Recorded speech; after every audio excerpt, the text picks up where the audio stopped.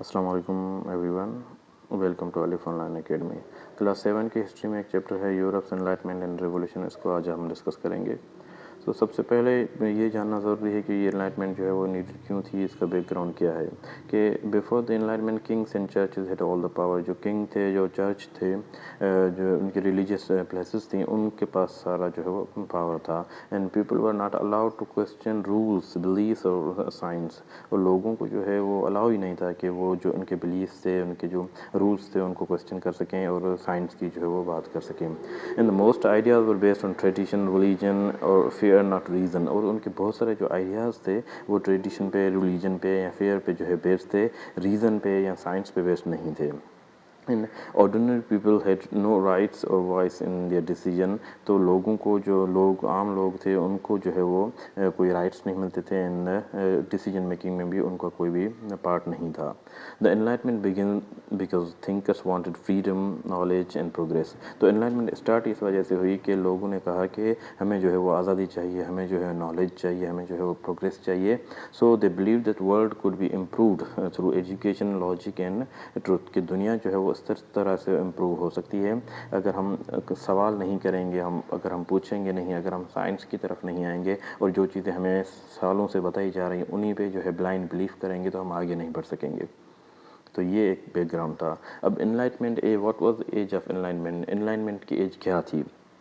सो 1685 से लेकर 1815 तक Europe went through big changes. Europe के अंदर बहुत सारी जो है वो चेंजेस आई। And this is called the age of enlightenment और एज ऑफ रीज़न। इसी को ही एज ऑफ एनलाइटमेंट या एज ऑफ रीज़न कहा जाता है। And people started thinking deeply about science, politics, philosophy and human rights. लोगों ने जो है वो साइंस के बारे में सोचना शुरू किया, पॉलिटिक्स के बारे में, फ़िलासफ़ी के बारे में, ह्यूमन राइट्स के हवाले से। And they believed everything could be explain using reason and logic. कि हर चीज़ को जो है वो एक्सप्लेन किया जा सकता है रीज़न से, लॉजिक से। एंड न्यू थिंकिंग आई एंड बहुत सारी बुक्स जो है वो लिखी गई। So thinkers question old ideas and used reason to find the truth. तो उन्होंने जो है अब पुराने आइडियाज़ को जो है वो क्वेश्चन करना शुरू किया, उन पर सवाल उठाना शुरू किए। And they believed human life could be improved through learning and knowledge. और उनका ये यकीन था कि इंसान की जो ज़िंदगी है वो इस तरह से ज़िंदगी गुजार रहा है, ये बहुत ज़्यादा इम्प्रूव हो सकती है अगर हम लर्निंग के थ्रू और नॉलेज के थ्रू आगे बढ़ें तो। सो डाइट्रो जो है एक फ्रेंच थिंकर था। He made a big book called the encyclopedia and 1751 से लेकर 1777 तक। And it collected all knowledge, non knowledge written by the famous writers of that time. तो ये एक बहुत बड़ी चेन थी। उससे पहले जो है वो किताबें लिखने की इजाज़त नहीं होती थी। एंड इस जो एनलाइटमेंट वाला जो एज था उसमें बहुत सारे इंपॉर्टेंट पीपल थे एंड डिस्कवरीज हुई। So many scientist and philosophers help the enlightenment grow. And famous names उसमें जो है वो गैलीली जो है एस्ट्रोनॉमी में इसका नाम आ जाता है। केपलर जो है वो प्लैनेट्स की मूवमेंट के बारे में उसने जो है चीज़ें बताना शुरू की। एंड लाइबनिज जो है मैथमेटिक्स के हवाले से वो बहुत बड़ा नाम था। And the ideas were based on the Isaac Newton's book Principia Mathematica. And जो जॉन लॉक, ये बहुत बड़े फ़िलासफ़र थे, उनके ऐसे थे कंसर्निंग ऑफ ह्यूमन अंडरस्टैंडिंग, इस हवाले से। तो उन्होंने जो है वो चीज़ों को आगे बढ़ाना शुरू किया। इनको तकलीफ़ें भी बर्दाश्त करना पड़ी, लेकिन उन्होंने जो है साइंस और इन चीज़ों का साथ नहीं छोड़ा। इन ये इम्पोर्टेंट क्यों थी? The enlightenment led to the new books and different new inventions हुई, डिफरेंट लॉज आए, फिर डिफरेंट रेवोल्यूशंस जो आए इस एनलाइटमेंट की वजह से। And it helped bring the modern world of science and technology. जो आज साइंस एंड टेक्नोलॉजी है, ये एक्चुअली स्टार्ट ही, इसके जो बुनियाद है वो एनलाइटमेंट के दौर में रखी गई। And two big revolutions were inspired by it, the American revolution and the French revolution. अब ये दो बहुत बड़े जो है रेवोल्यूशंस आए, क्योंकि ब्रिटिश जो है वो रूल कर रहे थे अमेरिकन जो कॉलोनीज़ थी उन पर, और फ्रेंच पर जो है वो किंग रूल कर रहे थे। तो अब लोगों ने क्योंकि आज़ाद के बारे में सोचना शुरू किया, आज़ाद होकर सोचना शुरू किया, फ्रीडम के बारे में उनकी थिंकिंग आई कि हमारे भी कुछ राइट्स हैं, ह्यूमन राइट्स के हवाले से बात हुई। तो ये सारी चीज़ें जब उनके अंदर नॉलेज आई, उनके अंदर लर्निंग आई, तो उन्होंने कहा कि हमें जो है वो आज़ादी चाहिए इन चीज़ों से। तो उसके बाद ये दो बहुत बड़े जो है रेवोल्यूशन जो है वो आए, जिनको हम आगे पढ़ेंगे।